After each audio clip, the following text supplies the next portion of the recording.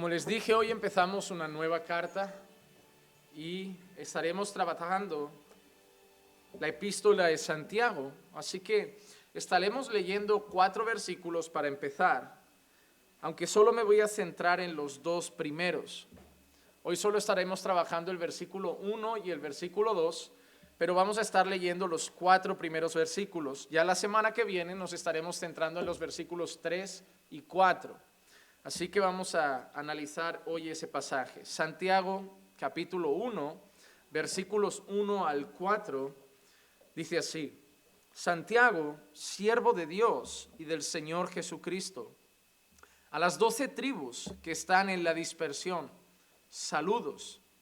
Tened por sumo gozo, hermanos míos, el que os halléis en diversas pruebas, sabiendo que la prueba de vuestra fe produce paciencia, y que la paciencia ha de tener su perfecto resultado, para que seáis perfectos y completos, sin que os falte nada.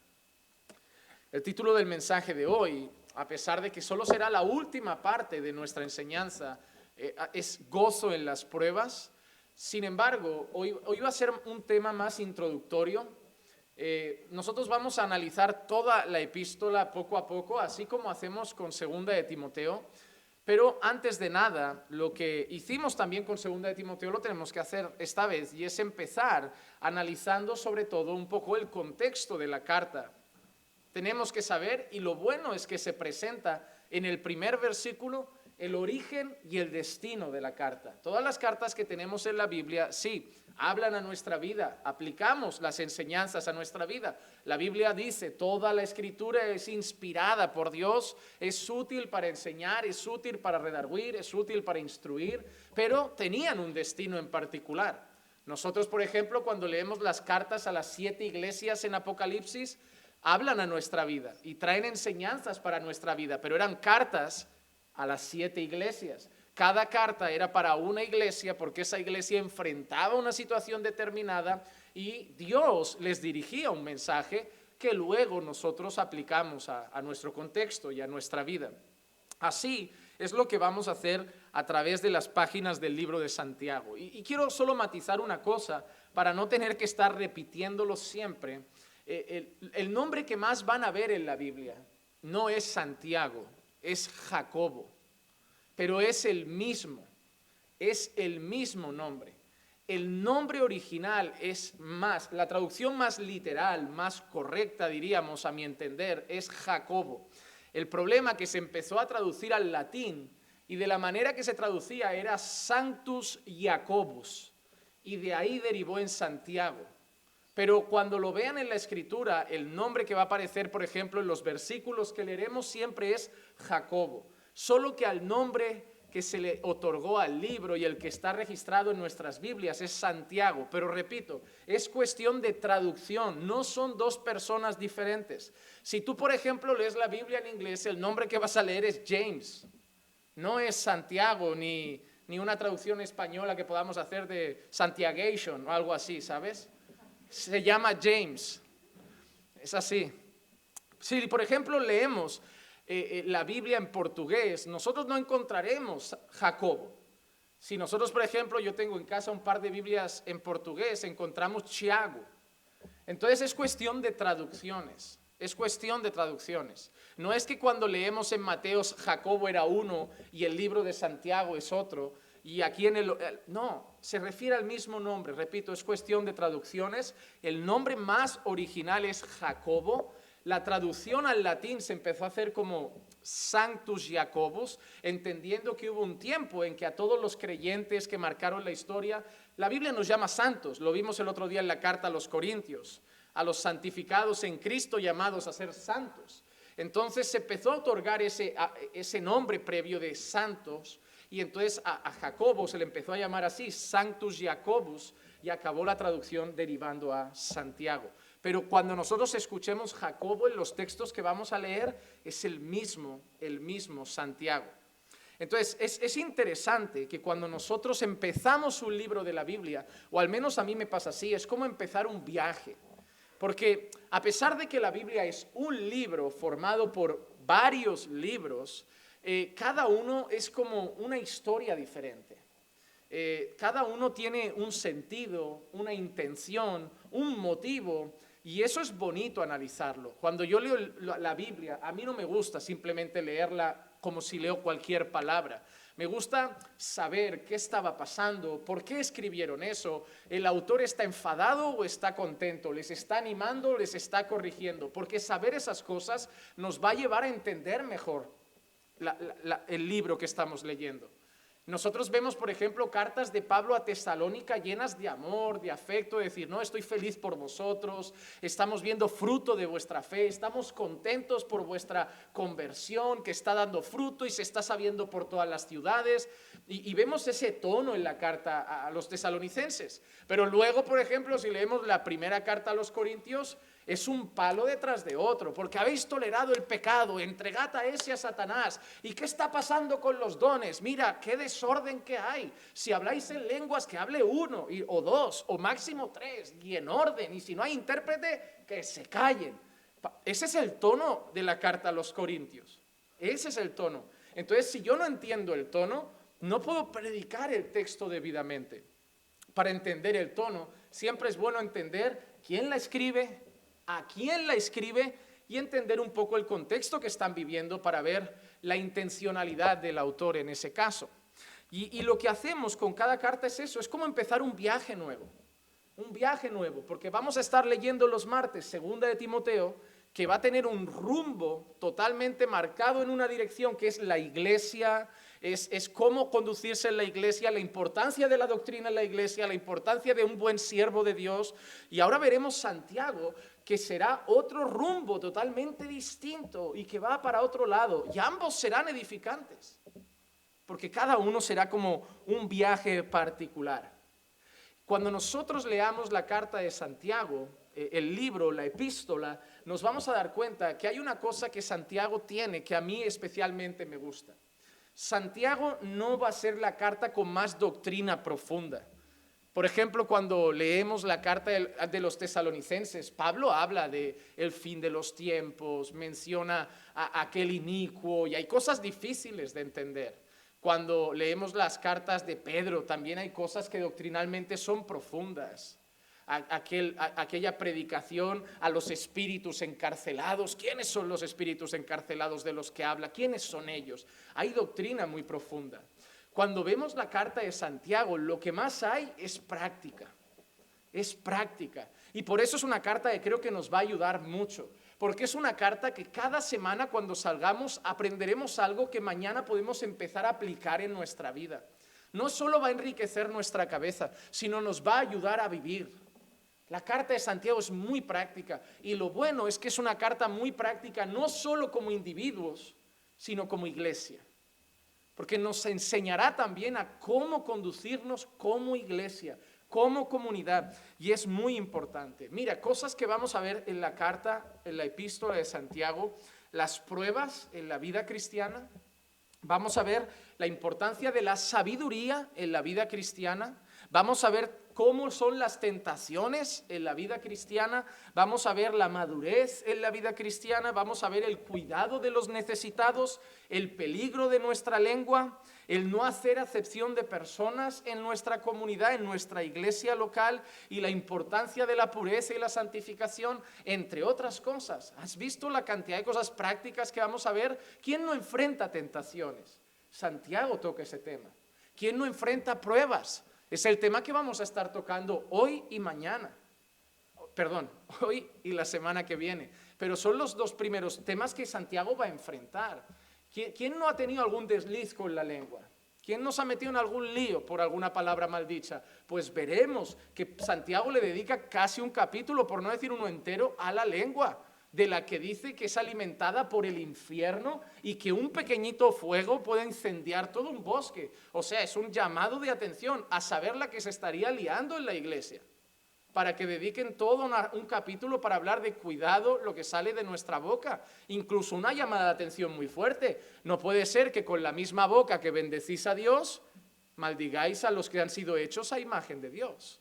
Dicen, no puede salir por la misma fuente agua dulce y agua salada. Son cosas que vamos a ver y que nos van a servir mucho en cuanto a nuestra vida con Dios. Y como iglesia también, porque a veces uno va a la iglesia y ¿quién no ha visto esto? Que si llega algún famoso o algún político o alguien reconocido, tiene sillas especiales, tratos especiales. Tú llegas a la iglesia y eres un, entre comillas, un don nadie y bueno, bienvenido y ya. Pero llega ahí a la iglesia ahora Paul Washer y todos a la puerta, ¿qué tal Paul? Siéntate aquí, Paul, toma Paul, toma Paul. Muchos harían eso. Muchos harían eso. O llegaría ahí un mendigo y la gente apenas le saludaría y de golpe aparece por ahí Amancio Ortega, el dueño de Zara, y Amancio, ¿qué tal? Hoy también se puede ofrendar si quieres, ¿eh? No sé si entiendes lo de la ofrenda, pero esto es como Dios ponga en el corazón, pero o sea, por mucho, muy poquito que ponga en el tuyo va a ser bastante. O sea, y Santiago dedica unas palabras muy importantes a decir que eso es pecado y que en la iglesia no se puede hacer acepción de personas, especialmente entre pobres y ricos. Mira lo que nos va a edificar este libro. Mira lo que nos va a edificar. Pero entonces vamos a empezar por el punto de partida. Primero vamos a dedicar un tiempo a hablar del origen y el destino. ¿Quién escribe la carta? El origen y el destino de la carta lo encontramos en el primer versículo. El primer versículo lo dice claramente. Santiago, siervo de Dios y del Señor Jesucristo, a las 12 tribus que están en la dispersión, saludos. Así que el autor se identifica a sí mismo como, ¿quién es? Santiago, que hemos dicho que también se puede llamar o aparece en las Escrituras como Jacobo. Habían 3 Santiagos, 3 Jacobos, 3 en las Escrituras, siempre bastante juntos. Y los 3 son los siguientes. En primer lugar, 2 quiero que tengamos en mente. El apóstol Santiago, Jacobo, el hijo de Zebedeo y hermano de Juan. Y por otro lado, el apóstol también, hijo de Alfeo. Eso lo podemos ver en en Marcos capítulo 3, versículo 16 al 19. Ahí vamos a ver 2 Santiagos o 2 Jacobos. Designó a los 12. Esta es la elección de los 12 apóstoles, ¿de acuerdo? Mira lo que dice, quiénes son. Simón, a quien puso por nombre Pedro.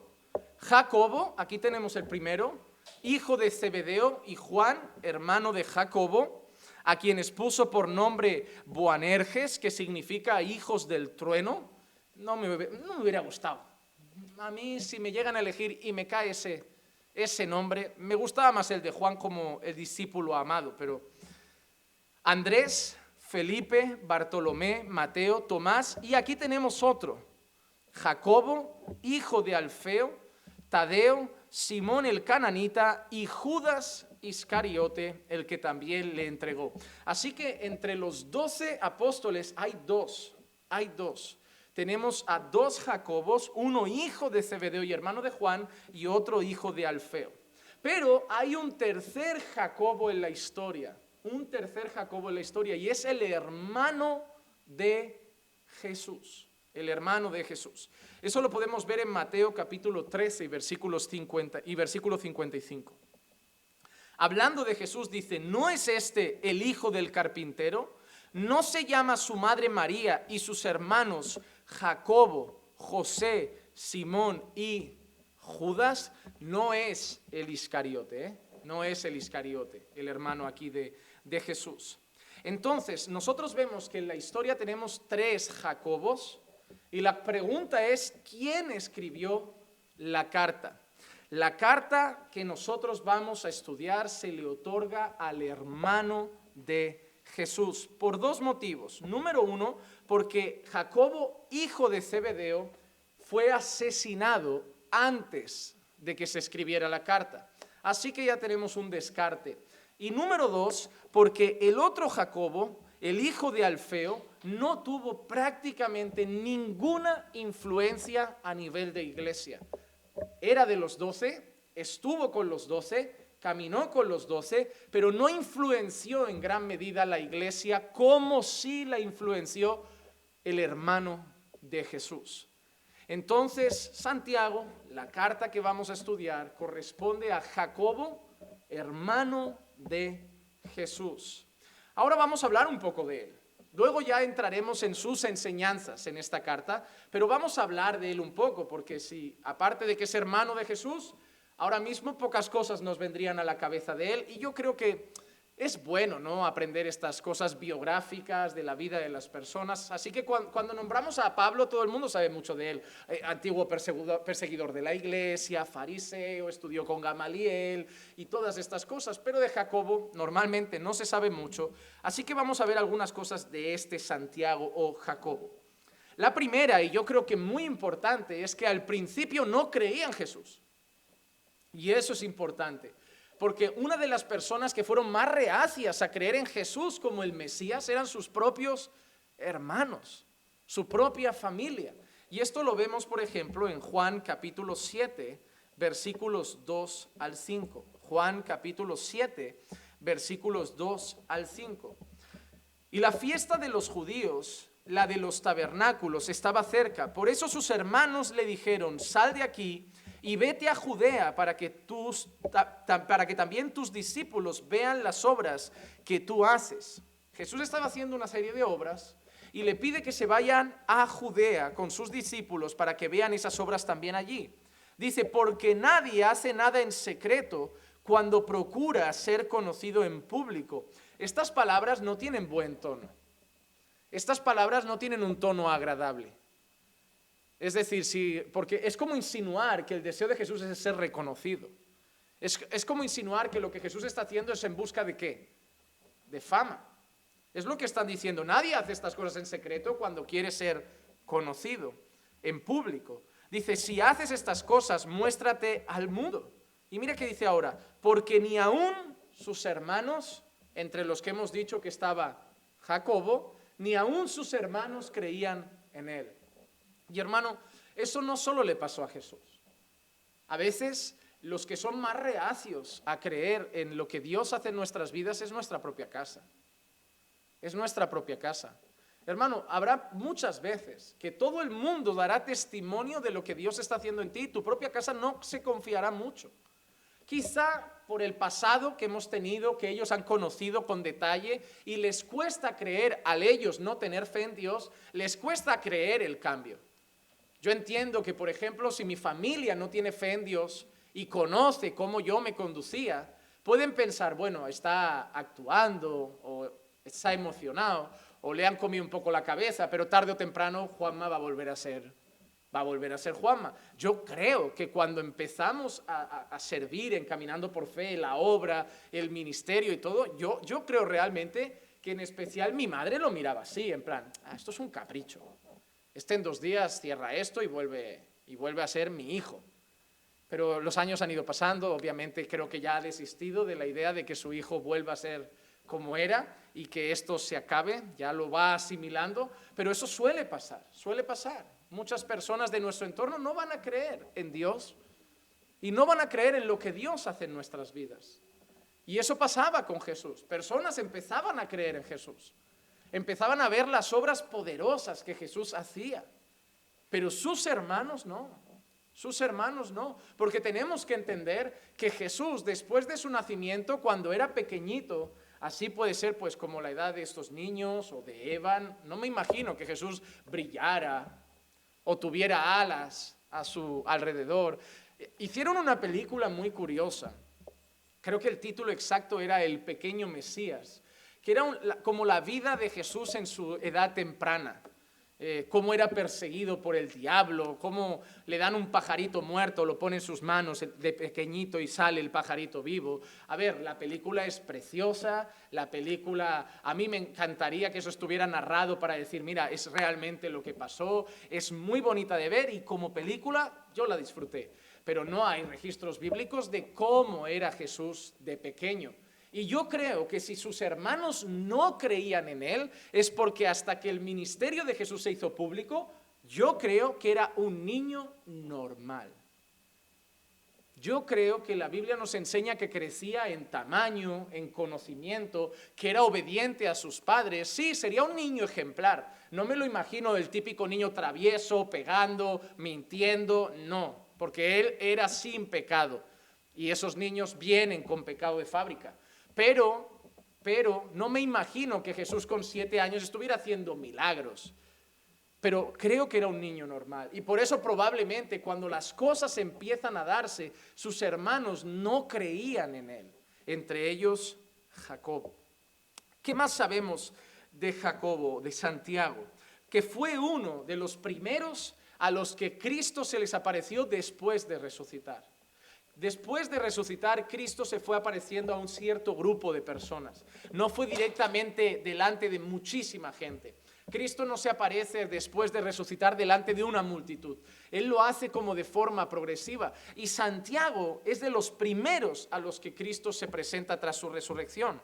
Primera de Corintios 15:7 dice: después se apareció a Jacobo y luego a todos los apóstoles. Qué curioso, previo incluso que al resto de apóstoles. Porque todo el mundo pensaría que después de resucitar a los primeros que iba a correr Jesús era a los apóstoles. Pero la verdad es que la historia no es así. Y vemos como Jacobo fue uno de los primeros a los que se aparece Jesús resucitado. ¿Qué más cosas sabemos de él? Que se encontraba en el aposento alto con el otro grupo de hermanos cuando vino el día de Pentecostés tan conocido en el que se derramó el Espíritu Santo. Hechos capítulo 1 versículo 14 dice: todos estaban unánimes, entregados de continuo a la oración, junto con las mujeres y con María, la madre de Jesús, y con los hermanos de él. Incluimos ahí a Jacobo. Ese es el grupo de personas que estaban reunidas, orando, esperando, como Jesús había dicho, que viniera el Espíritu Santo sobre ellos para recibir poder y luego ser testigos en Jerusalén, en Judea, en Samaria y hasta los confines de la tierra. Esta frase que voy a decir ahora no le va a gustar a mucha gente católica, porque la gente católica equipara un poco la vida de María a la de Jesús, como si fuera una mujer ungida también desde el vientre. Pero ¿cuándo vino el Espíritu Santo sobre María? El día de Pentecostés, como el resto de creyentes. María, después de dar a luz a Jesús y haber tenido esa experiencia con el Espíritu Santo, no significa que el Espíritu Santo se quedó en María. No, María recibe al Espíritu Santo de Dios en Hechos capítulo 2, el día de Pentecostés, cuando desciende sobre todos los que están allí orando. María estaba ahí con el resto de los discípulos, con sus hijos, que eso también no le gusta aceptarlo a mucha gente, que tuvo más hijos, y sí, no los tuvo por el Espíritu Santo al resto, porque les cuesta aceptar que María tuvo relaciones. Se les cae al suelo un mito cuando aceptan que si tuvo hijos, tuvo relaciones, porque muchos quieren pensar que esos hijos son de José con otra mujer, pero no es así, eran hijos también de María. ¿Qué más sabemos de Jacobo? Hemos sabido ya que al principio no creía en Jesús. Hemos sabido también que fue de los primeros a los que Jesús se presentó resucitado. Hemos sabido también que estaba orando junto a hermanos y discípulos en el aposento alto a la espera de la llegada del Espíritu Santo. Pero hay una cosa muy curiosa y aquí empezamos a ver su importancia en la iglesia. Pablo lo llama columna de la iglesia en Jerusalén. Y eso es muy importante. Columna de la iglesia en Jerusalén. Gálatas capítulo 2, versículo 9 dice así: y al reconocer la gracia que se me había dado, Jacobo, Pedro y Juan, que eran considerados como columnas, nos dieron a mí y a Bernabé la diestra de compañerismo para que nosotros fuéramos a los gentiles y ellos a los de la circuncisión. Esa expresión de nos dieron a mí y a Bernabé la diestra de compañerismo, ¿qué creen que significa? ¿Qué creen que significa? Es una manera de decir el apoyo, para que Bernabé y yo, hablando Pablo, fuéramos a los gentiles. Hermanos, a veces las personas creen que el apóstol Pablo, la gente cree que estaban los apóstoles haciendo la vida de apóstoles, la obra de Dios, y Pablo haciendo una obra de Dios paralela. Hay muchas personas que creen que es así. Hay muchas personas que consideran que por un lado estaban los apóstoles sirviendo al Señor y Pablo sirviendo al Señor en su mundo, a su rollo. No, hermanos. Pablo rendía cuentas. Pablo rendía cuentas, Pablo era parte del grupo, no fue aceptado al principio. Bernabé intercedió por Pablo un tiempo dando testimonio de su conversión, pero Pablo rendía cuentas. Porque hoy hay personas que creen que la obra de Dios es así, yo cojo la mochila, me voy, la hago lejos de la iglesia, empiezo por mi cuenta y no es así. Hermano, todo el mundo tiene que estar vinculado al cuerpo de Cristo, todo el mundo. Somos un cuerpo, somos un cuerpo. Por ejemplo, hemos hecho la broma antes en el sentido de Paul Washer. Cuando yo escucho a Paul Washer hablar de su pastor y de los pastores de su iglesia, yo me quedo asombrado la primera vez que lo escucho. ¿Por qué? Porque cuando yo conozco a Paul Washer, eso es un defecto que tenemos las personas. Que como él ha marcado a tanta gente, como él ha impactado tantas vidas y como Dios lo usa tanto a él, ¿algunos ha visto algún sermón del pastor de Paul Washer? Probablemente no. ¿Algunos sabe cómo se llama el pastor de Paul Washer? Te estoy hablando de los hombres que corrigen a Paul Washer. Te estoy hablando de los hombres a los que Paul Washer rinde cuentas. Te estoy hablando de los hombres a los que Paul Washer, si le piden algo, obedece. Como ya dijo alguna vez que alguien se sorprendió cuando llegó a la iglesia y Paul Washer estaba lavando los platos. Hermano, es llegar caminando por fe, ver ahí y encontrarte a Paul Washer fregando. Y eso nos enseña que tenemos un problema nosotros. Nosotros nos creamos los ídolos. Nosotros nos creamos los ídolos, porque la pantalla muestra un gran hombre usado por Dios, pero es un siervo, pertenece a una iglesia, tiene unos pastores y rinde cuentas a ellos. No anda por su cuenta solo. Paul Washer nunca se ha presentado como pastor de iglesia, como líder de un movimiento. Es predicador, lo invitan, va, es misionero y se centra en las misiones con la agencia de Hercry, pero él rinde cuentas, congrega en una iglesia de la que habla siempre muy bien, de la que habla muy bien de sus pastores, y eso es un ejemplo. Porque hay mucha gente que cuando siente el llamado de Dios, lo primero que quiere hacer es desligarse de la iglesia y emprender su llamado. Pero el llamado de Dios siempre está unido a la iglesia de Dios. A la iglesia de Dios. Sí, hay casos especiales donde hay personas que han tenido que empezar de diferentes maneras. Pero hermano, rápido hay que buscar a alguien que esté por encima a quien rendir cuentas. O por lo menos a los lados, para que nos puedan supervisar, guiar, aconsejar, acompañar. Porque el ministerio, hermanos, y Pablo lo sabe, está lleno de obstáculos, lleno de luchas, lleno de caminos difíciles y uno siempre necesita un consejo, una guía, un apoyo, un orad por mí. Eso es importante. Y Pablo recibe el apoyo junto a Bernabé para ir a los gentiles de Jacobo, Pedro y Juan, a los que llama columnas. Columnas. Y yo no creo que sea casualidad. Cuando yo veo un edificio, a veces te encuentras en medio del edificio columnas. Y a nosotros nos ha pasado que le dices a lo mejor a un paleta, oye, yo quiero la sala diáfana, me gustaría quitar esta columna. ¿Y saben qué te dicen? Que no se puede. Porque hay columnas que son necesarias para sostener una sala. Necesarias. Pablo no está diciendo que esos hombres son imprescindibles, pero lo que yo entiendo por columnas de la iglesia es que son pilares importantes en la iglesia del Señor, concretamente allí en la iglesia de Jerusalén. ¿Qué más podemos ver? Pablo vio a Santiago cuando fue a Jerusalén después de su conversión. Gálatas 1:19 dice así, pero no vi a ningún otro de los apóstoles sino a Jacobo, el hermano del Señor. Tras la conversión de Pablo, cuando Pablo se va a encontrar poco a poco con los apóstoles, al primero que se encuentra y al que ve, es a Santiago, a Jacobo, el hermano del Señor. Y al mismo Jacobo, Pablo también lo ve en su último viaje misionero a Jerusalén. Hechos capítulo 21, versículo 18. Y al día siguiente, Pablo fue con nosotros a ver a Jacobo y todos los ancianos estaban presentes. Hermano, cuando probablemente, y eso creo que lo saben, cuando Pablo visitaba gente, visitaba bastante gente. Lo que pasa que no siempre quedaban registradas las personas a las que Pablo pues visitaba o con las que se reunía. Si alguien es marcado es porque resulta importante saber que esa persona es destacada y quieren que sepamos que Pablo lo visitó. Y en su último viaje misionero a Jerusalén, Pablo visita al primer hombre que también se encuentra tras su conversión, del grupo más conocido, y es Santiago. Santiago otra vez. Y también vamos a ver un par de cositas más. Fue líder del concilio de Jerusalén, y eso también es importante, líder del concilio de Jerusalén, en Hechos 15:13.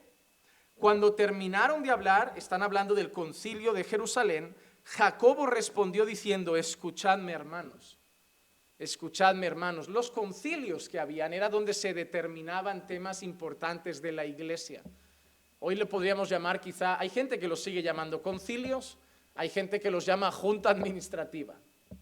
Normalmente las iglesias lo llaman de diferentes maneras, junta de ancianos, junta administrativa, junta de gobierno, concilio, pero al final eran personas que eran considerados dentro del grupo de la iglesia, entre comillas, líderes o de los siervos principales que se juntaban para tomar decisiones que afectaban a toda la iglesia, Y ahí está Jacobo, con la autoridad suficiente para parar en medio del concilio y decirle a la gente, escuchadme.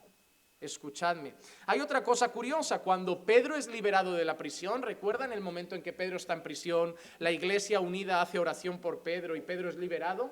De los primeros a los que Pedro quiere informar es a Jacobo, es a Santiago. Hechos capítulo 12, versículo 17. Y haciéndoles señal con la mano para que guardaran silencio, les contó cómo el Señor lo había sacado de la cárcel y les dijo, informad de estas cosas a Jacobo y a los hermanos. Entonces salió y se fue a otro lugar. Y hay una cosa también muy curiosa, y con esta ya concluyo, y es que Judas, el autor de la carta, de la epístola de Judas, en el primer versículo, en el saludo, él se podía haber presentado como hermano de más personas, pero él se presenta solamente como hermano de Jacob. Que entonces, claro, por lógica entendemos sus otros hermanos quiénes son, pero él solo menciona a Jacobo. Judas 1:1 dice, Judas, siervo de Jesucristo y hermano de Jacobo, a los llamados, amados en Dios Padre y guardados para Jesucristo. Así que recapitulando rápido, Jacobo, Santiago, era hermano de Jesús, estamos hablando del autor de la carta, era hermano de Jesús. Además de eso, al principio no creía en Jesús, fue un líder o columna de la iglesia en Jerusalén, fue un líder principal de la iglesia en el concilio, fueron de las personas a las que Pablo estuvo visitando en sus viajes a Jerusalén, fue una de las personas a la que Pedro quiso correr a contar que había sido liberado debido a su importancia en la iglesia de Jerusalén. Así que tenemos un hombre importante, ¿o no? ¿Sí o no? Pues ¿cómo se presenta? Santiago, siervo de Dios y del Señor Jesucristo. Tenemos un hombre importante, pero que a la hora de presentarse no pone sus títulos. Él podía haber dicho, Santiago, hermano de Jesucristo, líder de la iglesia, presidente del concilio, columna de la iglesia y tantas otras cosas. Pero él dice, siervo. Hermano, eso es digno de admirar, porque de esa parte ya podemos aprender. Cuando yo empiezo a pastorear, la gran mayoría de personas de nuestra congregación son latinas. Y empiezo a notar, cuando veo alguna película, alguna serie, o empiezo a entender cosas y a conocer más la cultura, que cuando alguien tiene un título, por ejemplo, es muy común llamarle doctor, licenciado, y yo digo, ¿por qué? ¿Ya no tienen nombre? ¿Ya no es una persona normal? ¿Saben por qué es? Porque se le da mucha importancia al título. Es como, tú no eres un don nadie. Tú no eres solo Francisco, tú eres doctor, yo qué sé. Tú no eres ya solo Carlos, tú eres licenciado tal. Yo soy solo Carlos, pero tú eres licenciado.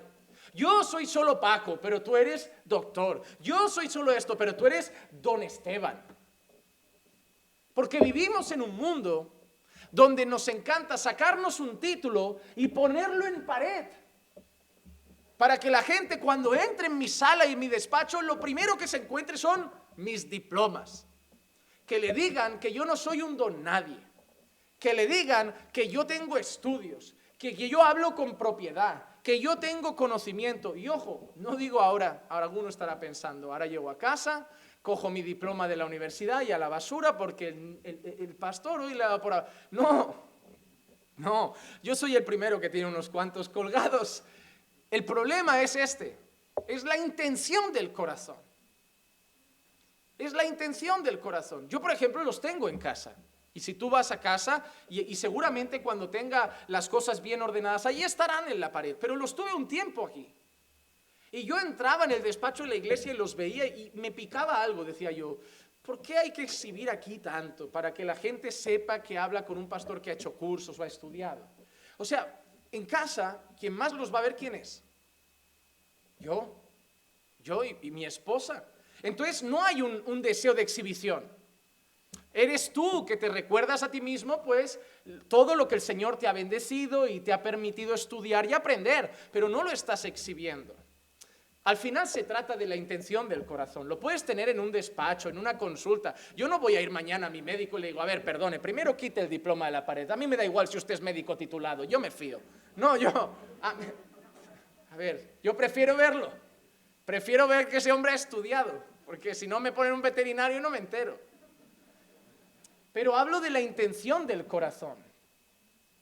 Hablo de que cuando a mí me preguntan quién soy, lo primero que puedo decir es que yo soy licenciado, diplomado, tengo un máster, una tal, y luego al final decir, y otras cosas.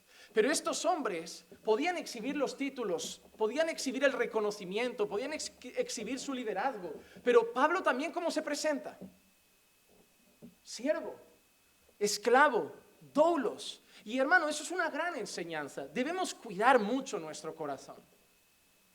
Cuidar mucho, porque hermano, muy fácilmente buscamos el aplauso de los hombres, la aprobación de los hombres, la palmadita en la espalda, el reconocimiento humano. Pero al final, el mayor grado al que podemos llegar es siervos de Dios.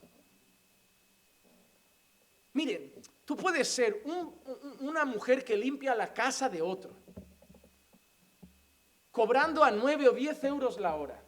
Que tu jefe tenga un máster y sea juez o arquitecto y te trate como cualquier cosa. Pero tienes que entender una cosa, que esos títulos no le llevan al cielo. Y que tú eres salva por la gracia de Dios. Entonces, ¿quién está en un sitio más privilegiado? Tú, sin títulos, pero en Dios. ¿Tú crees que mi valor en esta tierra me lo va a dar un diploma? ¿Tú crees que mi valor me lo va a dar la ropa, el dinero que gano? El valor que tengo yo, ¿saben cuál es? Yo fui comprado y vosotros fuisteis comprados a precio de sangre. Y eso es lo que os da valor. Hermano, tú no vales un poco, ni bastante, ni mucho. Tú vales la sangre de Cristo. Y eso es valioso, hermano. Aunque juntáramos todas las riquezas del mundo, nosotros valemos más. Y no te lo estoy diciendo para masajear el ego tuyo. Te lo estoy diciendo porque es bíblico. Nos han comprado con la sangre de Dios hecho hombre. Y eso nos debería hacernos sentir valiosos. No prepotentes, porque sabemos que es gracia. Pero sí amados, sí valiosos. Por eso esos hombres, cuando entendían eso, nunca empezaban a poner sus títulos, sino que la mayor honra para ellos era ser siervos de Dios. Siervos de Dios. Y eso es de admirar. El historiador Flavio Josefo dice que en el año 62 después de Cristo, Santiago murió apedreado por el Sanedrín. Era muy odiado por los líderes judíos de aquel entonces y murió apedreado según aquel historiador. A los que les guste la historia de los tiempos de Jesús, de los periodos así, de la historia judía quizá de aquel entonces, yo les recomiendo los libros de ese autor, Flavio Josefo. Es para mí, una de las fuentes más buenas y fiables en cuanto a historia de aquellos tiempos. Así que hemos visto ya el origen de la carta, vamos a ver el destino, y esto va a ser muy rápido. muy rápido. Así que él se presenta como Santiago, siervo de Dios y del Señor Jesucristo, y a quien escribe a las 12 tribus que están en la dispersión. A las 12 tribus que están en la dispersión, y la verdad no se curra mucho el saludo, ¿eh? No es un gracia, paz y misericordia de nuestros... No, saludos. Este es como yo por WhatsApp. Este es como cuando los hermanos me mandan un mensaje súper largo y yo le pongo el dedito. Que yo a veces pienso en el otro lado y digo, se lo van a tomar mal. Pero yo no soy Pablo por WhatsApp, yo soy Santiago. Yo soy, pastor, hemos pensado. Ok, ya. Bueno, un poco... Entonces... Pero lo bueno es que cuando conoces a la persona tampoco te lo tomas mal, porque ya lo conoces y no esperas mucho. Es más, te asustaría que dijera algo más largo, dirías, uy, está enfermo, algo le pasa, hoy ha puesto gracias, hoy esto es peligroso. Pero ¿a quién se dirige? A las 12 tribus que están en la dispersión. Y ojo, porque si no entendemos esto, podemos llegar a pensar que Santiago está escribiendo a los judíos. Y no es así, no es así. Las cartas son a los creyentes, porque luego los llama hermanos. Y nosotros sabemos que no son hermanos en Cristo los judíos. Y espero que a nadie le duela esto, pero si un judío no reconoce que Jesús es el Señor, no es nuestro hermano y se va a ir al infierno. Vale, sí, Dios ha tenido un trato con una nación, pero vuelvo a lo mismo. Siempre debemos entender que Israel es el pueblo de Dios, no es la bandera azul y blanca, la estrellita. Israel es el pueblo de Dios. Pueden ser judíos o pueden ser gentiles, pero si han creído en el Señor, son el verdadero Israel. Son el verdadero Israel, aquellos que están en Cristo. Entonces, aquí Santiago se dirige a las 12 tribus que están en la dispersión, pero ahí sí que vemos un matiz de a quién escribe. No son judíos, porque luego los llama hermanos, pero está diciendo a las 12 tribus que están en la dispersión, y eso nos hace entender una cosa importante. Lo que sí es posible que Santiago esté haciendo es escribir a judíos convertidos a Cristo. A judíos convertidos a Cristo, pero que ahora además se encuentran ¿en qué? ¿Qué les viene a la cabeza si piensan en dispersión? Si ahora entra aquí un policía y de golpe grita, ¡dispersaos! ¿Qué vais a hacer? ¿Qué vais a hacer? Yo me quedo paralizado, porque a mí cuando me dan órdenes a grito no las pillo. Digo, ¿qué pasa? ¿Qué pasa? Otros correrían, pero yo me quedaría... Pero la idea que es, lejos, se han ido, están yendo, se están separados, no están juntos, están uno en Judea, uno en Samaria, otro en Jerusalén, otro en los confines de la tierra, pero así están. Y a eso se dirige Santiago. Probablemente todos estos son aquellos que se habían convertido, porque nosotros recordamos después del día de Pentecostés, solo en el primer sermón de Pedro, ¿cuánta gente se convierte? Como 3,000 personas, y obviamente no eran griegos. Allí habían judíos de todos los lugares, se convirtieron al Señor, pero algo pasa, después del martirio de Esteban, empieza a haber una presión feroz a los creyentes, el asesinato de Esteban apedreado abre los ojos de muchos y la gente empieza a correr, algo que era traumático, un drama que estaban viviendo, pero algo muy bueno, porque eso expandió el evangelio por muchos lugares. A veces el ser humano se acomoda tanto que la única manera de llegar a los confines de la tierra es que el Señor lo eche. Hermanos, mucha gente ha acabado llevando el evangelio a otros lugares por necesidad, no por decisión voluntaria. Mucha gente no tenía en su mente acabar predicando en otro país, pero por necesidades económicas y problemas fue a otro país y acabó predicando y compartiendo el evangelio en aquel lugar. Muchos de los que estaban allí, judíos que se habían convertido, muchos no tenían la idea de huir de sus casas. Hermanos, salir de allí no es como ahora. No es como ahora. Hoy te haces la maleta, viajas en avión. Esa gente no tenían maletas como nosotros, era todo mucho más incómodo, eran paseos en barco, algunos en burro, otros en caballo, eran largos días de viaje, eran peligros de salteadores, peligros de atracadores, peligro de muerte, muchas cosas. Y a nadie le gustaba salir de casa. No era como, mira, voy a salir de Jerusalén, me voy a Samaria, ahí me meto en Infojobs, busco trabajo. No, hermano, era muy duro. Por eso vemos a lo largo de la historia que la iglesia siempre se apoyaba mucho unos a otros. Porque cuando llegaba un hermano de algún lado, tú sabías que no venía por gusto, no venía solo a enriquecerse, venía por necesidad y la iglesia le abría siempre las puertas. Porque si hay una cosa que nosotros vemos dentro del contexto de la iglesia en aquel entonces es la frase de y no había ningún necesitado entre ellos. ¿Por qué? Porque entre todos se protegían. Eran una familia y es bonito entender esa parte. Pero nosotros leemos esto, Hechos 8:1.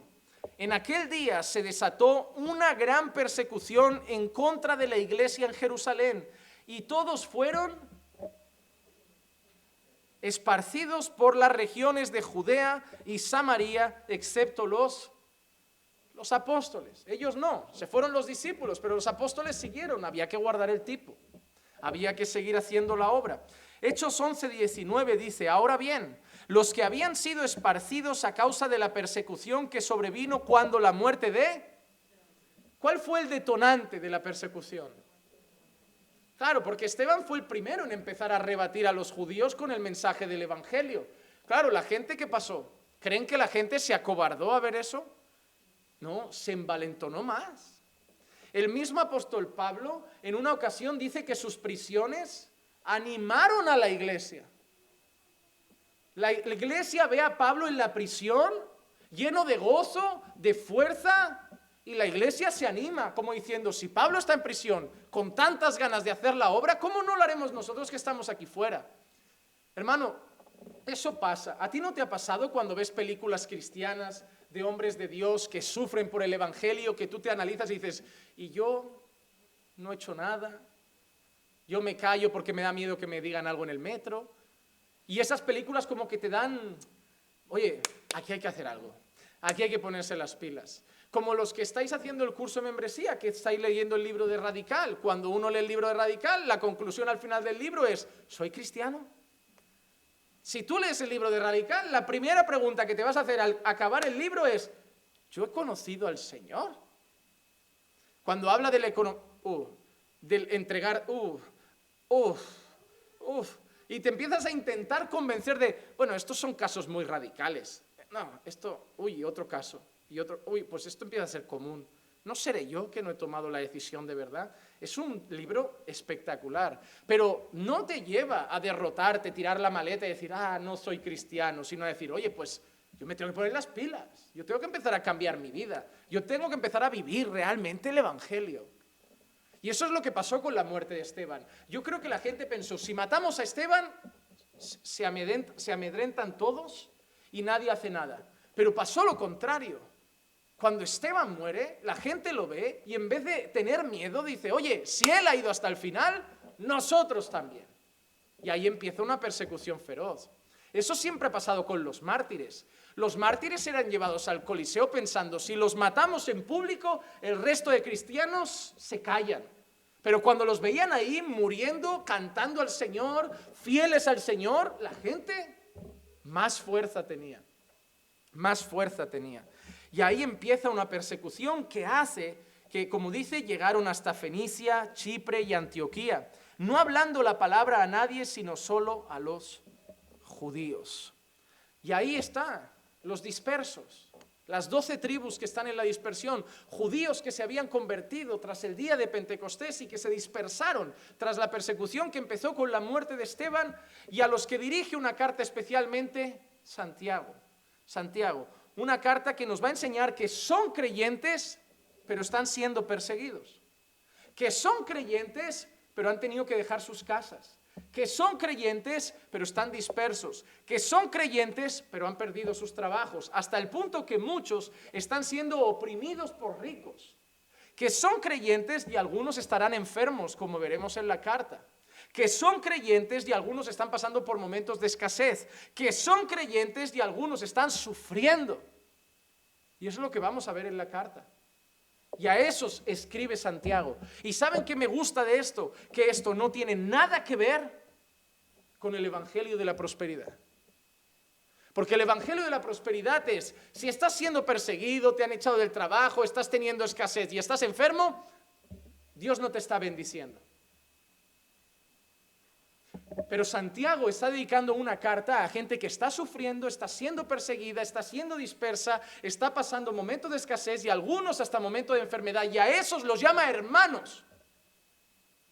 Porque la vida cristiana, a pesar de que el evangelio de la prosperidad la quiera presentar como una vida de éxito, como un tú puedes, tú lo ganas, tú lo conquistas, el mundo es tuyo, créelo y pasa, decláralo y pasa, dícelo mucho, repítetelo, si tú te lo crees sucede, el problema es que no te lo crees tú, te lo tienes que creer, porque el enemigo te pone dudas, el enemigo te dice tú no vales, tú no de esto, pero tú eres grande, porque Dios te dice tú eres la niña de mis ojos. Estos son los mensajes de hoy.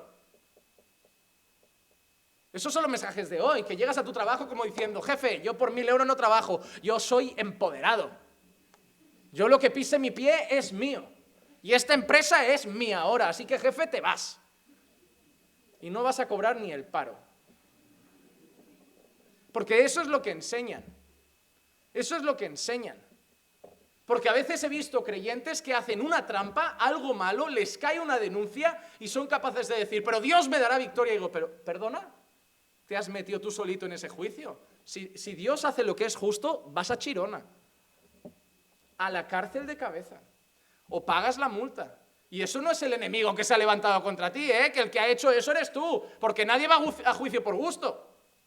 O sea, hay gente que lo hace mal, la lía en la vida, llega a juicio y dice, el enemigo. Sí, el enemigo, se llama como está en el DNI. Ahí tienes el nombre del enemigo. Es así, porque el evangelio de la prosperidad cree que yo hago algo mal, pero Dios me da victoria. Cree que yo no estudio, pero Dios me aprueba el examen. Cree que yo no me esfuerzo, pero Dios me hace llover dinero. Por eso tenemos cultos en lo que, mira en este culto, ha llovido oro, mira en este culto. Pero la historia muestra que el cristianismo es una vida de dolor a veces, de sufrimiento, donde hay enfermedades, donde hay persecución. Hermano, tú vas a tener que elegir una cosa. Si quieres mensajes que no sean bíblicos, pero te endulcen los oídos y te hagan sentir un campeón, o quieres mensajes que te enseñen que la vida con Cristo, cuando la vives bien, va a tener muchas dificultades, pero Dios va a estar contigo en todas. No significa que todas van a acabar como a ti te apetece, pero significa que todas van a acabar como Dios quiere. Y a veces Dios dice que la enfermedad nos lleva con Él. Y es así. A veces llega el cáncer y Dios dice, cáncer fuera. Y gloria a Dios, ¿verdad? Gloria a Dios cuando os sana. Pero a veces llega el cáncer y Dios dice, pero es que yo quiero que ella venga conmigo. No seáis egoístas. Qué manía de declarar el cáncer fuera cuando yo lo he puesto porque me lo quiero llevar ya. Y es así. Ah, es que es joven. Bueno, me he llevado gente más temprano. Pero al final, ¿quién es Dios? Y vamos a ser realistas. Al final, ¿dónde va a estar mejor? ¿No es muy egoísta? Cáncer, no, déjalo. Deja el cáncer. Tengo ya ganas de irme de aquí, no me voy a suicidar porque es pecado. Ya que ha llegado el cáncer, dejemos al cáncer. Hacer su trabajo, ¿para qué molestarlo? Yo quiero irme con el Señor. ¿Qué mal tiene si al final esto acaba conmigo? A ver, no tuerzan mis palabras, que ahora alguno dirá, el pastor nos ha dicho que la quimio es pecado porque hay que dejar que el cáncer nos... Alguno por aquí hoy le han dado el diagnóstico y mañana lleva al médico, no, yo quiero morir. No, hermano, lo que quiero que entiendan es que la voluntad de Dios es la que se hace. Sí, hay que luchar por la vida. Sí, gracias a Dios que también ha dado medicina. Antes moríamos de gripe, ahora ya no. Pero si la vida se acaba, es porque Dios quiere y lo debemos aceptar. Y la muerte es una derrota para el mundo, pero la muerte para nosotros no es derrota. es ganancia. ¿Por qué cuando las cosas salen como el mundo dice que son malas, lo llamamos malo? Si a veces lo que el mundo dice que es malo, es en realidad lo mejor que puede pasar. Es lo mejor que puede pasar. ¿No es la voluntad de Dios buena, agradable y perfecta? Pues aunque no sea agradable para mí, ni buena para mí, ni perfecta para mí, si es de Dios, lo es. Muchas veces intentamos luchar por cambiar la voluntad de Dios cuando ganaríamos mucho aceptando la voluntad de Dios. Porque te voy a decir algo. Un pulso contra Dios, si hubieran apuestas, yo no me jugaba ni un céntimo por ti. Dios va a ganar. Y lo que hace es perfecto. Así que tendremos una carta llena de personas que también sufren, pero son cristianos. Así que cuando la vida te dé algún golpecito, cuando el Señor te permita pasar por algunas cosas, en vez de decir, Señor, ¿por qué? Como veremos la semana que viene, habrá que decirle al Señor, ¿para qué? Porque muchas veces las pruebas, en vez de preguntar ¿por qué?, le tenemos que preguntar ¿para qué? Porque muchas tienen un propósito. Y como veremos la semana que viene, normalmente es perfeccionar nuestra fe. Perfeccionar nuestra fe. Yo le puedo decir a alguien que tiene cáncer, ten fe. Pero tenemos una hermana en la iglesia, o más de una, que ya pasó por el cáncer. Y le puede decir con mucha más firmeza a esa persona, ten fe. Porque yo sé la teoría, pero esa persona tiene la práctica. Y esa persona seguramente su fe está mucho más fortalecida. ¿Cuántos de nosotros hemos tenido momentos en que la vida económicamente nos ha llevado al límite? Y es en ese momento que hemos podido comprobar que Dios es nuestro proveedor. Porque sí, no había para restaurantes, no había para mucho, pero hermano, había comida cada día. Y podemos decirle a la gente, ten fe, Dios no desampara. Ah, pero yo lo he vivido. Yo puedo decirte que la Biblia dice, no he visto a un justo desamparado ni su descendencia que mendigue pan. Lo he vivido en carne propia. Fue una prueba, sí, pero ¿qué hizo? Fortaleció la fe de las personas. Nunca vienen las pruebas para matar, pero vienen las pruebas para mejorarnos, hacernos más humildes, más confiantes en el Señor. Y por eso en el segundo versículo, y en esto nos vamos a centrar rápido los últimos 15 minutos, Santiago les dice esto a los hermanos: tened por sumo gozo, hermanos míos, el que os halléis en diversas pruebas. Semana que viene veremos el porqué, el motivo de las pruebas, el propósito de las pruebas, el lado bueno de las pruebas. Pero hoy vamos a centrarnos en esa frase de Santiago. Les dice que en las pruebas tened gozo, y no gozo, sumo gozo. ¿Qué creéis que significa ese sumo delante? No es sumo en latino, es sumo gozo. ¿Qué es sumo gozo? Mucho gozo. Mucho gozo, extremadamente gozosos por estar en pruebas. Y hermano, tú le dices eso a alguien de este mundo y te toma por loco. A ver, yo tengo que tener mucho gozo porque me han dado un trabajo. Yo tengo que tener mucho gozo porque ha nacido mi hijo. Yo tengo que tener mucho gozo porque estoy pasando el mejor momento de mi vida. Pero mucho gozo porque estoy en pruebas. Y es lo que dice Santiago. Tened ánimo y gozo en medio de las pruebas. En medio de las pruebas. Y yo quiero llevaros a entender el porqué. En primer lugar, debemos gozarnos en las pruebas porque nuestro Señor Jesucristo ya ha vencido. Y eso debe dar gozo. Juan 16:33 dice: estas cosas os he hablado para que en mí tengáis paz.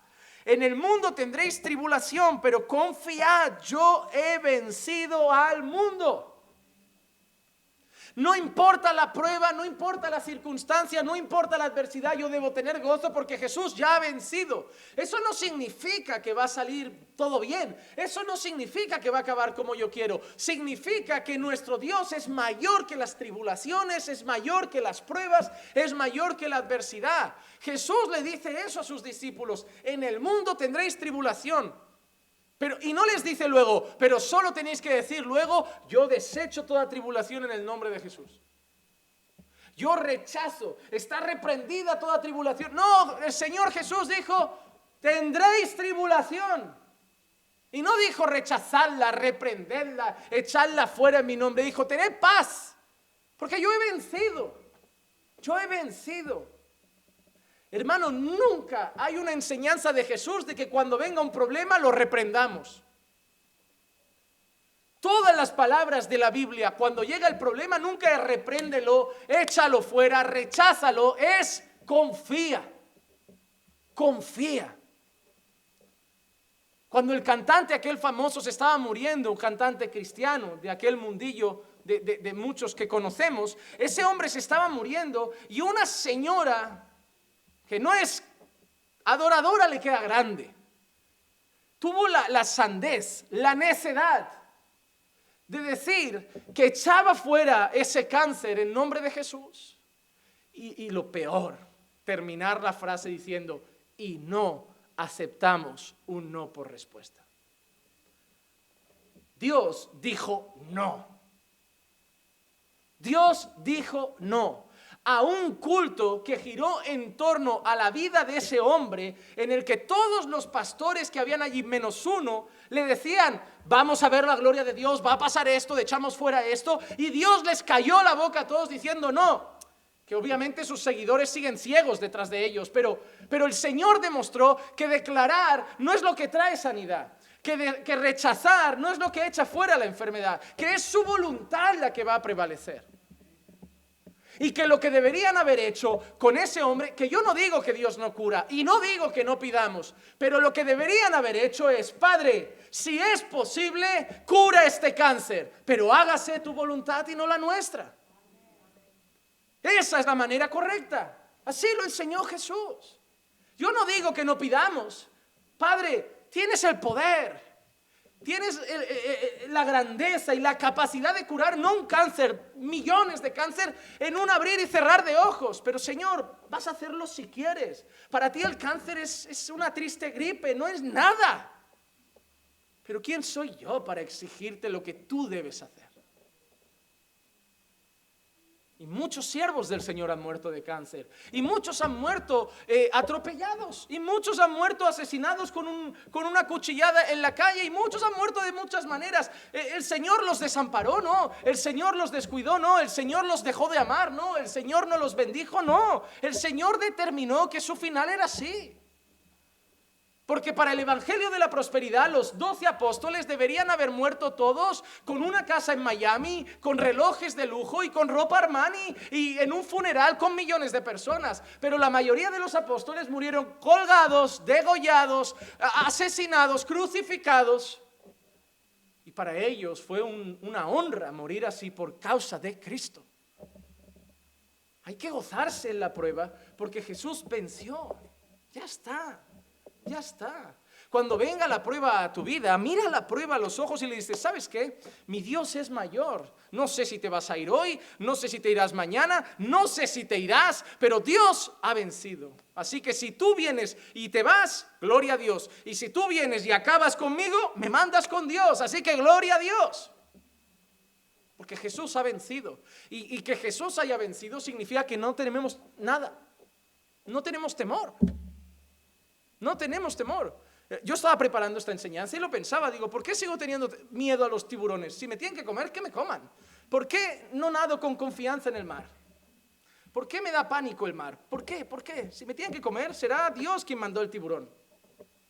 Tampoco me voy a ir al acuario no tentarás al Señor tu Dios.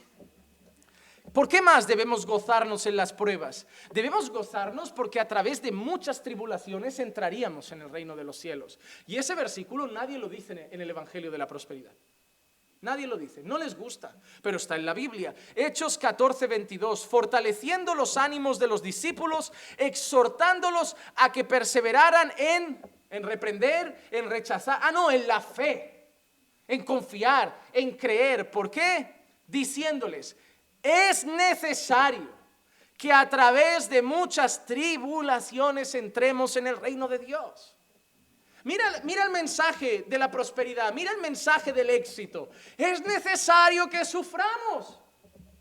Va a llegar el sufrimiento, va a venir el sufrimiento y es necesario que lo pasemos antes de entrar en el reino de Dios. Así que, ¿qué hacemos en medio de eso? Fortaleced la fe, creed en Dios. Creed en Dios. Ese es el problema. En medio de las pruebas no necesitamos declarar, rechazar o reprender. Necesitamos creer en Dios. Hermanos, si tienes que pedirle algo a Dios cada día, y te lo digo como pastor, pídele a Dios fe. No, pastor, yo ya creí. Sí, pero la fe es como un músculo, hay que ejercitarla. Ya lo veremos, pero la fe hay que ejercitarla. Hay que trabajarla, hay que pedirla. Hay un hombre que le dijo una vez al Señor, creo, ayúdame en mi incredulidad. A ver, ¿crees o no crees? Porque eso parece muy contradictorio. Eso es como decir, yo creo, pero necesito más fe. Y a mí me pasa. Yo no sé si soy el único débil aquí en la fe, pero hay momentos en la vida en que yo le necesito pedir al Señor, dame más fe, Señor. Yo creo en ti, pero necesito tener más seguridad, necesito tener más confianza. Siento que todavía hay temor, siento que todavía me vienen dudas, Señor, no de ti, de mi propia fe. Yo nunca dudo de Dios, pero dudo de mi fe, de si mi fe es fuerte. Y yo le pido a Dios eso. Así se llama esta iglesia. Caminamos por fe.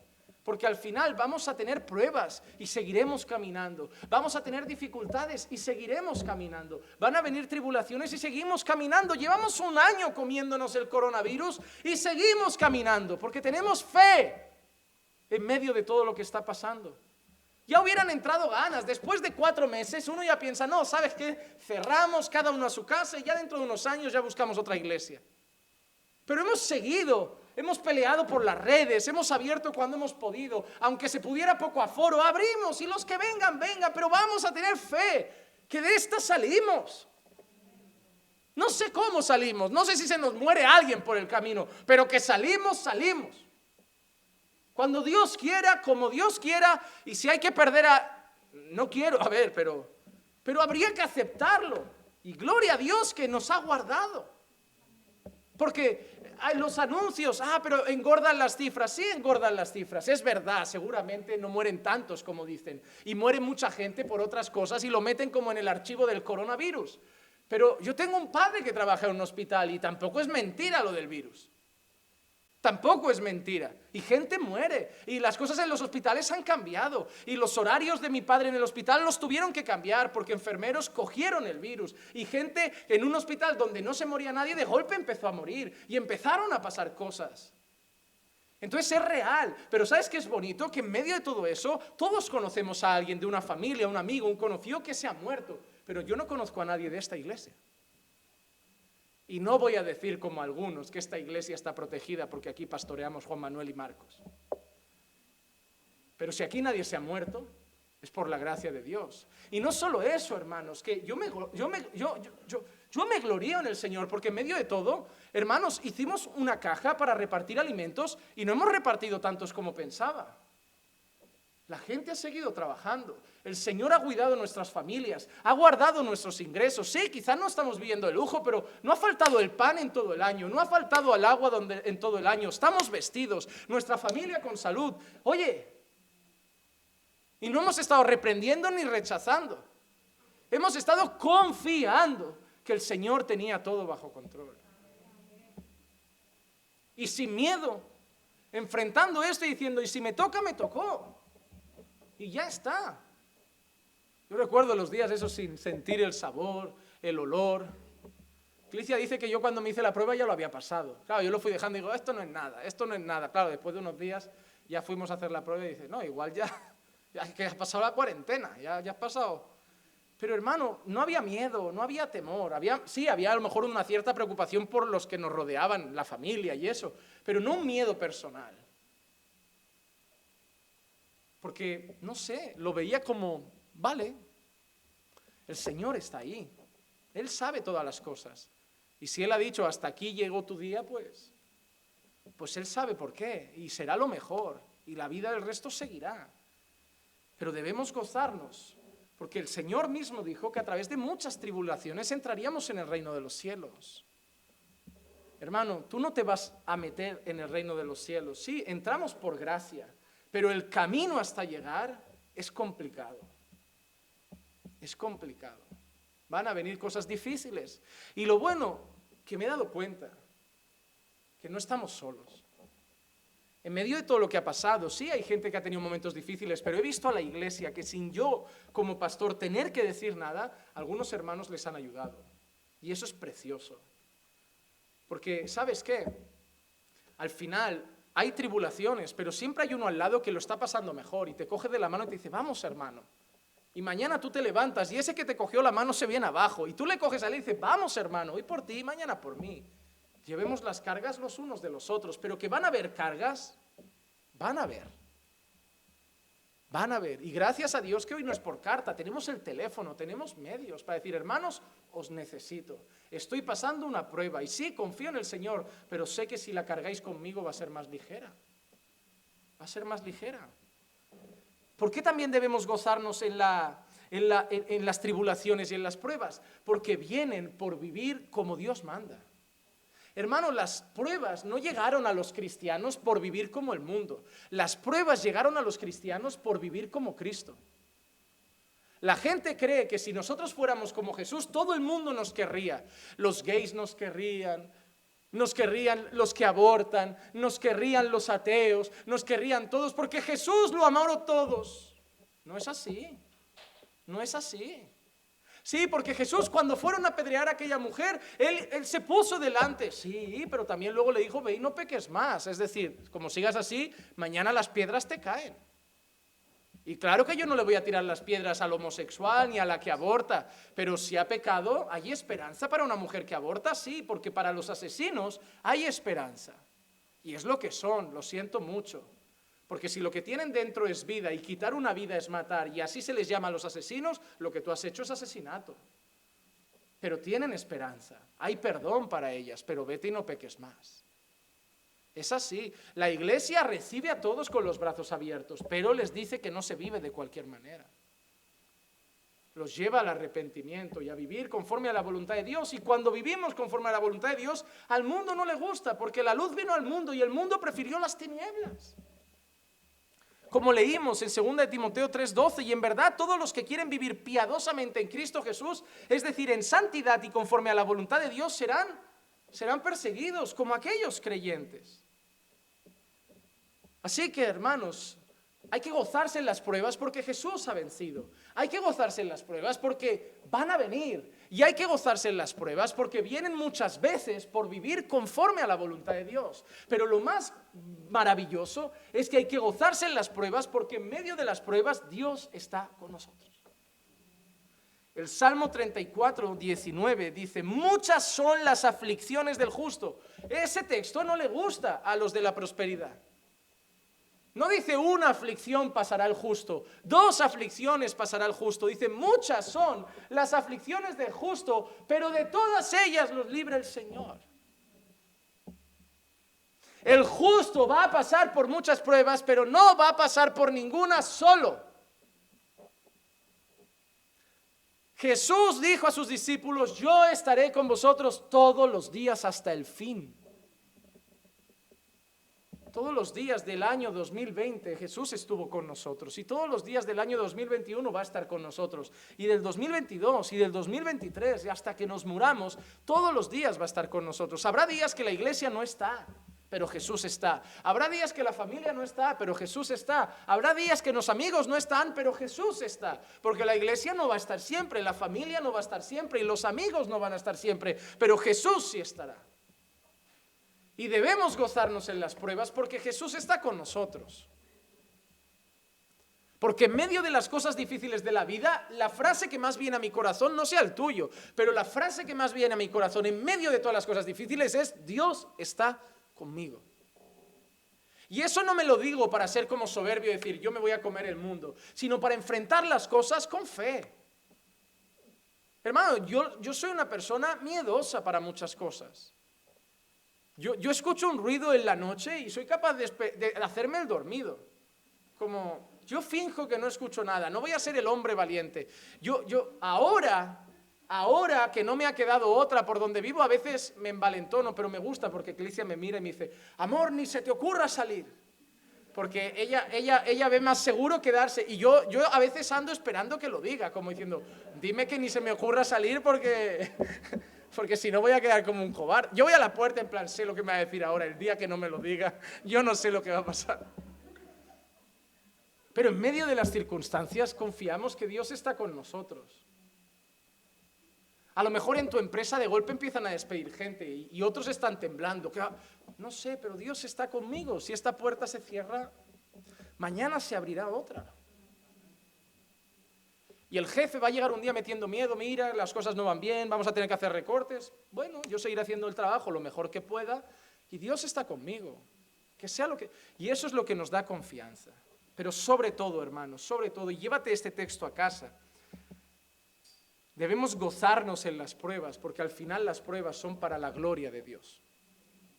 Primera de Pedro 1, 6 al 8 dice: en lo cual os regocijáis grandemente, aunque ahora, por un poco de tiempo, si es necesario, seáis afligidos con diversas pruebas, para que la prueba de vuestra fe, más preciosa que el oro que perece, aunque probado por fuego, sea hallada, que resulte en alabanza, gloria y honor en la revelación de Jesucristo, a quien sin haberle visto le amáis, y a quien ahora no veis, pero creéis en él. Y os regocijáis grandemente con gozo inefable, es decir, con sumo gozo y lleno de gloria. Porque mira lo que dice: la prueba de vuestra... Al final las pruebas son ¿para qué? Para la fe, para trabajar nuestra fe. Y dice que esa prueba va a resultar en la gloria de Dios, en la alabanza de Dios, para la grandeza de Dios. Porque tú vas a pasar por ahí. Y cuando pases por algo que cualquier persona tiraría la toalla, cuando pases por algo que cualquier persona se tiraría por un puente, y lo pases y lo enfrentes y sigas de pie, tú no vas a decir: es que soy fuerte. Vas a decir: es que Dios está conmigo. Porque cuando el mundo hace algo bien, se aplaude a sí mismo. Pero cuando los cristianos pasamos por las cosas difíciles y el mundo espera que digan: oh, es que es una persona fuerte, no, les decimos: somos débiles. Pero nuestro Dios es fuerte y Dios no nos desampara. Así que, hermanos, gozaos en las pruebas. Van a venir. Me encantaría humanamente deciros: no van a venir. Desde que conocisteis al Señor, ninguna prueba más vendrá. No, hermano, no lo puedo decir. Van a venir, pero podéis gozaros porque Dios está con vosotros. Y enfrentad las pruebas para su gloria. Vamos a orar. Vamos a orar. Padre, te damos gracias, Señor, por tu palabra que hoy nos alienta y nos infunde fuerzas para, Señor, seguir adelante y enfrentar desde hoy, Señor, las cosas que vengan con fe y confianza. Ayuda a que todos mis hermanos, Señor, desde este mismo instante, atesoren esta palabra en sus corazones, salgan de aquí, Señor, gozosos. Algunos, Señor, deseo que si están pasando por alguna prueba, esto les haya dado ánimo, les haya dado esperanza y les haya dado confianza en ti, Señor. Pero levántanos, Señor, en medio de la prueba, haznos creer en ti, tener fe y seguridad de que tú tienes todo bajo control, de que tú ya has vencido, y ayúdanos a pasarlas para tu gloria. Llévanos con bien a nuestras casas, acompáñanos hasta nuestros hogares y cuídanos en el regreso de vuelta junto a nuestras familias. Y todo esto, Señor, te lo pido en el nombre de Jesús. Amén, amén y amén.